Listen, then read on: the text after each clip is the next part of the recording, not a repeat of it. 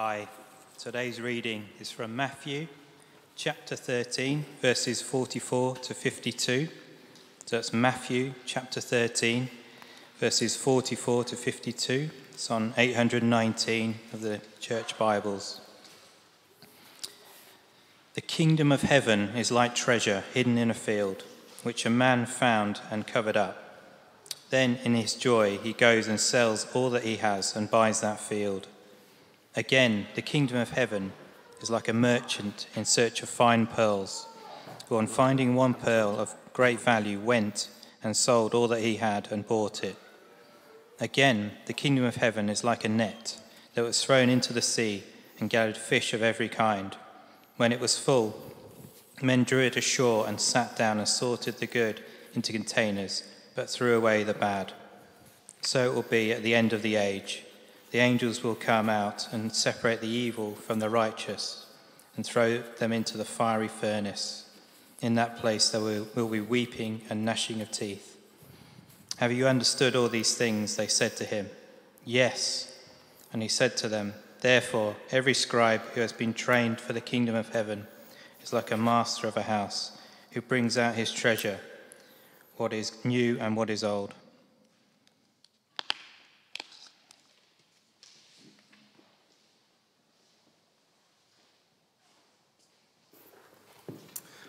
Thanks very much, Christian. If we've not met before, my name is Mikey Williams. It's really great to have you all here, and Happy New Year. Well, a new year is always a chance to look ahead. And I wonder if we are particularly excited about something for this coming year. It might be all sorts of things. We might be excited about being done with, dare we say, COVID restrictions for good. Maybe we're particularly excited about going on a particular foreign holiday, a particular birthday, a new job perhaps, a new house, or even a new baby for some.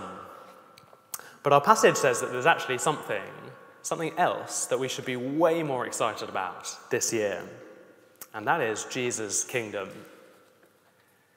What do we mean by Jesus' kingdom? Well, Jesus is the king of his kingdom. And so to be in Jesus' kingdom is to acknowledge Jesus as king, and to embrace it, to basically live with Jesus as king of our lives. In other words, to be excited about Jesus' kingdom is to be excited about being a Christian. So I wonder, where does being a Christian rank on our list of things that we are excited about this year? Well, that brings us to the first point that you should find on the back of your sheets: finding treasure. Have a look down at verse 44 again of Matthew 13, if you would. The kingdom of heaven is like treasure hidden in a field, which a man found. And verse 45, again, the kingdom of heaven is like a merchant in search of fine pearls, but then he finds one pearl of great value. When I was a kid, I always thought it would be cool to get a metal detector. The thought of scanning across some ground and chancing upon some sort of treasure. To my disappointment, my parents never entertained the idea. I don't think they really wanted me digging up the garden, leaving these lethal potholes everywhere for the sake of a few bottle caps, and in hindsight, fair enough. But I was left to wonder what might have been, because occasionally you do hear stories of people finding treasure. Terry Herbert is an English detectorist, which I think just means you own a metal detector. And in 2009, Terry, he was out in a nearby field doing his detectorist thing, detectoring, I guess, or maybe just detecting, when he stumbled upon what is now known as the Staffordshire Hoard. Over 3,500 objects, artifacts of Anglo-Saxon history. Treasure, which was later sold for $5.3 million. Well, can you imagine how Terry felt standing there with his little metal detector? Well, that is what finding Jesus' kingdom is like. It is great treasure, immensely valuable. But I was quite struck by how the treasure in verse 44, it actually starts off hidden to everyone. I mean, the original owner of the field had no idea that it was there. That was true with Terry's field as well. I mean, how many people must have walked past it and assumed, oh, that's just a muddy field? It's similar with the pearl. Someone had already found it and brought it to market, but they didn't realize its true value.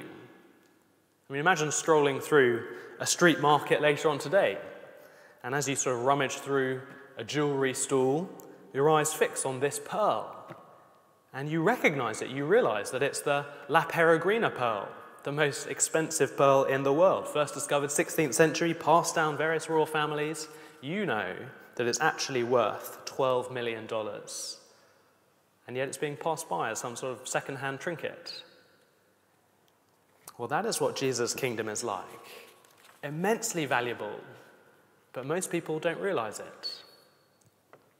We were doing some flyering out on the streets a few weeks ago for the carol services, and it's always sobering seeing how people pass by an invitation to come and hear about this treasure.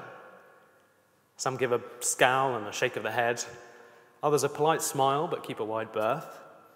Others went for the tactic of pretending that they just couldn't even hear me or even see me, even though that was literally impossible. And likewise, I guess we'll know a similar story from a lot of our friends, colleagues, acquaintances. Many of them will assume that Christianity is no more interesting than a muddy field, or maybe a second-hand trinket at best. And the more that we align ourselves with Jesus' kingdom, well, they will think that we are naive, or crazy, or needy, maybe. But even if the reality is still hidden to many people, the reality is that Jesus' kingdom is treasure. It is immensely valuable, no matter what other people think. And these parables, I think, encourage us to remember how we felt when we first discovered this, if we have. I mean, some of us may have been more like the first man in the field who stumbled upon this treasure suddenly or somewhat unexpectedly. Others of us may have been more like the pearl merchant. Maybe we've been searching for something with real meaning in life. Maybe we were brought up in a Christian home where week by week we were kind of told about this treasure, but there was a moment maybe, or moments, when it really clicked for us, when we really grasped the true value of this pearl that was in front of us. But perhaps the fact that others will think that we're weird, that we'll be in a minority, perhaps that does make it hard for being a Christian to be the thing that we are most excited about this year. Well, that brings us to our second point, where we'll actually spend most of our time. Jesus' kingdom is like finding treasure that is worth any cost. Have another look with me from verse 44. The kingdom of heaven is like treasure hidden in a field, which a man found and covered up. Then in his joy, he goes and sells all that he has and buys that field. Again, the kingdom of heaven is like a merchant in search of fine pearls, who, on finding one pearl of great value, went and sold all that he had and bought it. You can picture the first guy digging in some field. No metal detectors back then. His spade clunks onto something solid. He digs around and he discovers a chest.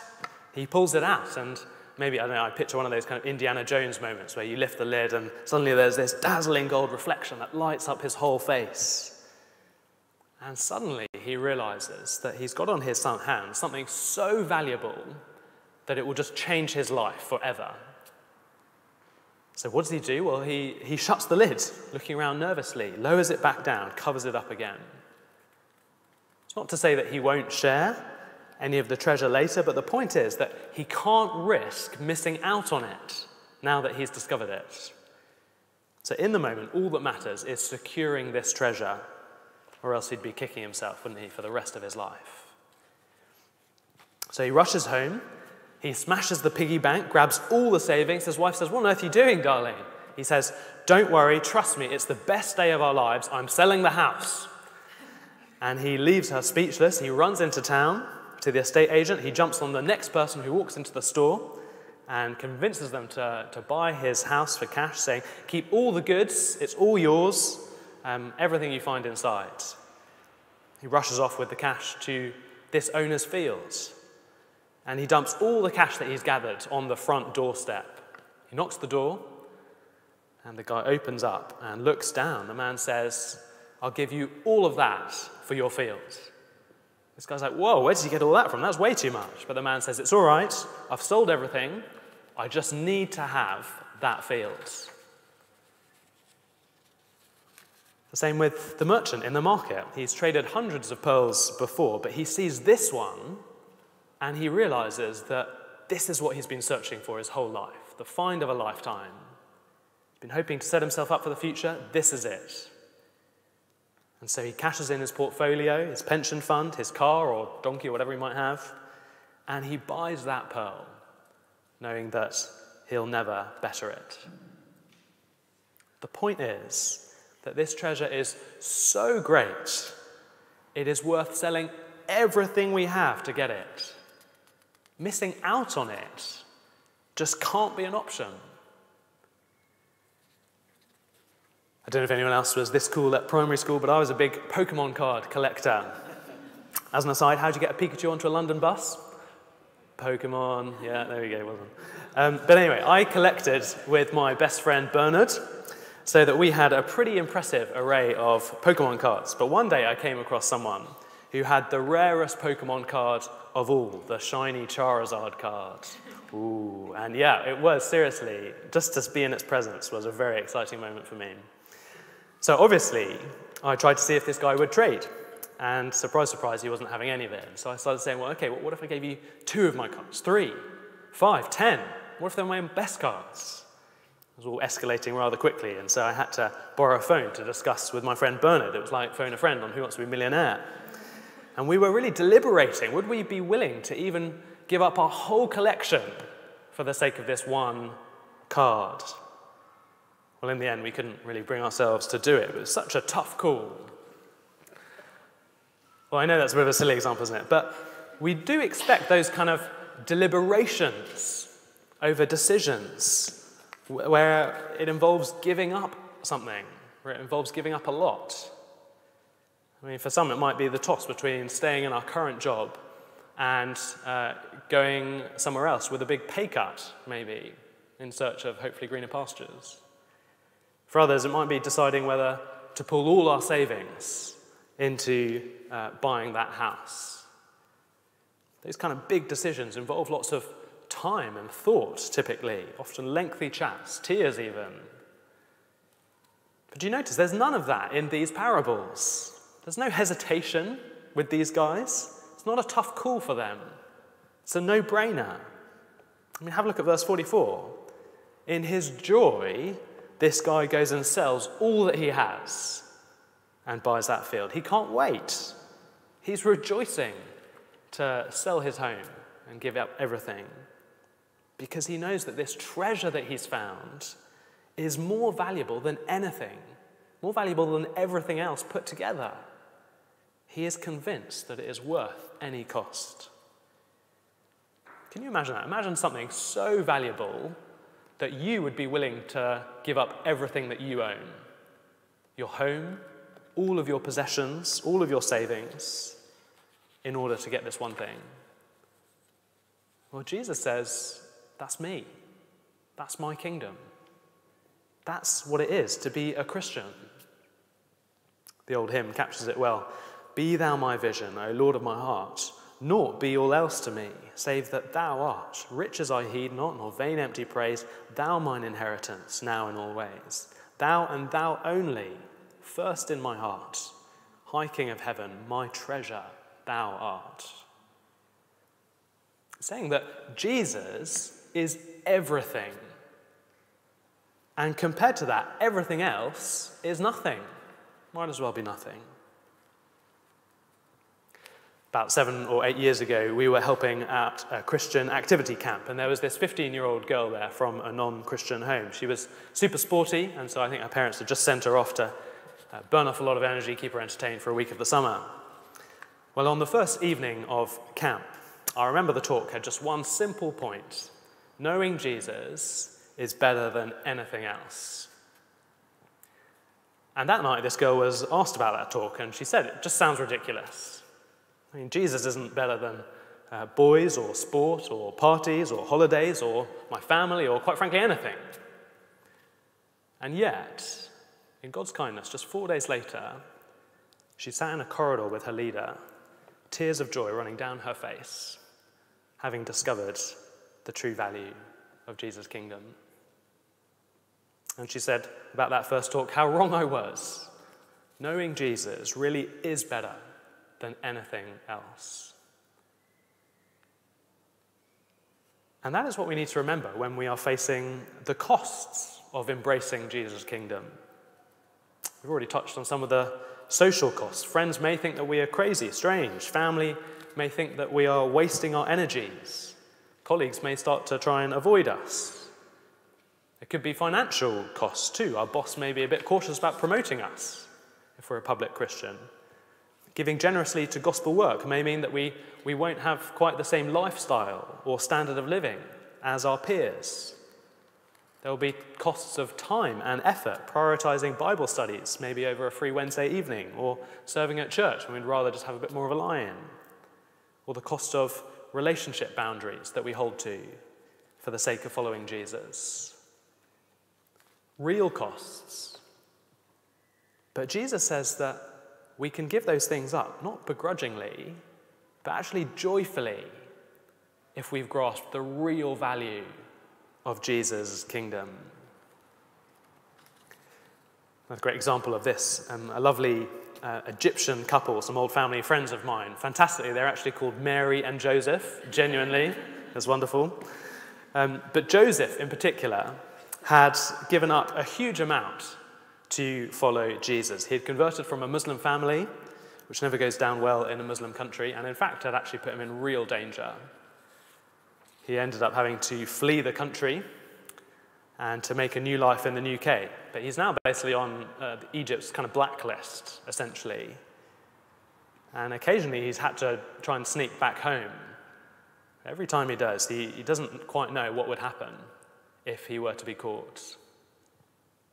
And yet, this guy is the most joyful Christian man. He is an absolute delight, despite all that he has had to give up for his faith. He's been happy to deal with any consequences, any cost, because he's discovered that being in Jesus' kingdom is a treasure worth anything, even if it puts his life on the line. That might sound a bit of an extreme example for us. But actually, these little parables are meant to make us think extreme and kind of radically. Because both the models that Jesus lays out, well, these guys give up literally all that they have. That is pretty extreme, isn't it? When it comes to the Christian life, Jesus says that going all in like that, regardless of the cost, well, that is actually the right thing to do, the appropriate response. No action for Jesus could ever be too extreme or too keen. Nothing could ever be too much to give up for Jesus. But maybe this just all feels so far away from our day-to-day experience as a Christian. Maybe we're kind of struggling, if we're honest, to feel any joy at all as a Christian, let alone when we're asked to sort of maybe give things up.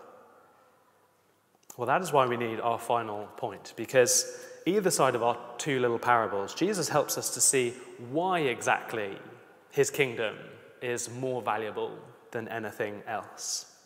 It is because it keeps us safe from judgment. Have a look down from verse 47. Again, the kingdom of heaven is like a net that was thrown into the sea and gathered fish of every kind. When it was full, men drew it ashore and sat down and sorted the good into containers, but threw away the bad. So it will be at the close of the age. The angels will come out and separate the evil from the righteous and throw them into the fiery furnace. In that place there will be weeping and gnashing of teeth. Well, the imagery is scary, isn't it? Jesus only uses it because hell is a reality. It's so terrible that we actually have 70 times in the New Testament that Jesus himself warns of hell. This is Jesus' way of pressing home to us the previous two parables. See, Jesus, it's worth being in Jesus' kingdom at any cost, because that is the only thing that keeps us safe from judgment on that final day. When I was handing out those carols flyers, the response that always gets me the most is just when people say, "Oh, I'm fine, thanks," and walk on by. It's so tragic, because if they're not in Jesus' kingdom, they're not at all fine. They are actually so far away from being fine. It is gut-wrenching to think about. And yet, Jesus actually wants us to think about it. He says we actually need to think about Judgment Day, because only then will we appreciate the true value of his kingdom. Kingdom is actually described as the kingdom of heaven throughout Matthew's gospel. It's a constant reminder of this point. Jesus' kingdom is valuable because it leads us to heaven, to being counted righteous in God's eyes, saved for eternity. But outside the kingdom, well, those people will one day be separated and cut off from all goodness, all enjoyment forever. And instinctively, we all just try and push any talk, any thought of hell out of our minds. It's just such a horrible thing to think about, isn't it? But Jesus says that actually we can't afford to lose sight of this, because that is what we have been saved from if we are a Christian. Judgment is the only thing that shows just how precious it is to be in Jesus' kingdom. It's the only thing that brings home the danger of loosening our grip on Jesus for the sake of holding on to other things. I mean, wouldn't we rather forfeit that promotion now rather than forfeit our soul forever? Wouldn't we rather go without that person now than go without Jesus forever? The safe path which Jesus urges is to go all in with his kingdom. And whatever the cost involves, well, on that final day, we'll be in no doubt that it was worth it. But we might just be wondering, well, what does it even look like to go all in with Jesus' kingdom? Well, it's got to start with our worldview, I think, just simply reminding ourselves day by day of the value of being a Christian. That is what will excite us and enable us to put Jesus' kingdom above anything else this year.